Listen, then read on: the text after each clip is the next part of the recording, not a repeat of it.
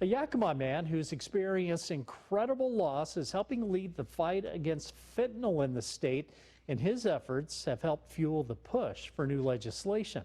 Chris Daniels from our sister station in Seattle recently caught up with him, not only to hear his story, but to look at the latest efforts to do something about the scourge of fentanyl.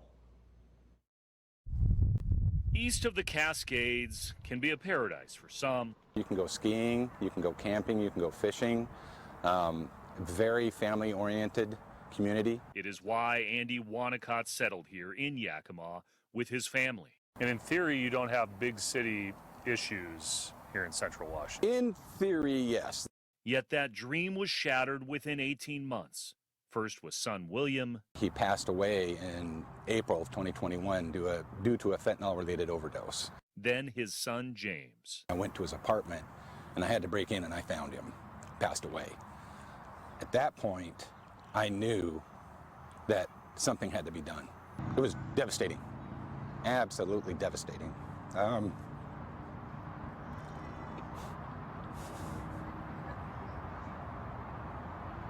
Really rocked our world, really intensely.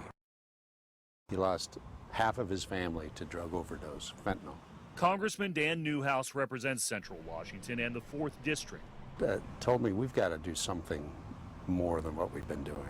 He introduced a bill in Congress earlier this year, named after the Wanacotts, to enhance penalties for fentanyl dealers, including life imprisonment in cases involving a death. And your bill is just focusing on enforcement. So we decided that one thing that seems to be lacking was true consequences for people that sell fentanyl. It's a complicated issue. I don't think we're going to solve the problem just by attacking one part of it. So we have come to the realization that we've got to be broader.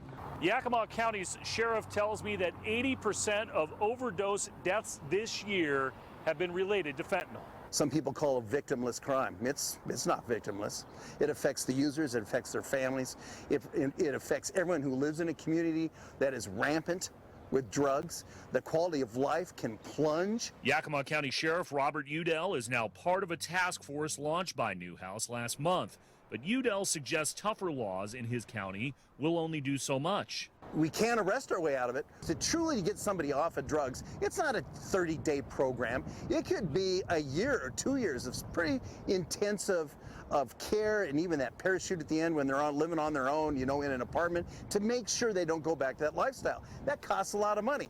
We lost over 100,000 people in the last year due to drug overdoses, and that's largely from fentanyl. That's more people than we lost in the entire Vietnam War. So absolutely, this is a crisis we've got to face. What's your timeline for having an actionable plan? I'm hopeful that we can, within a year.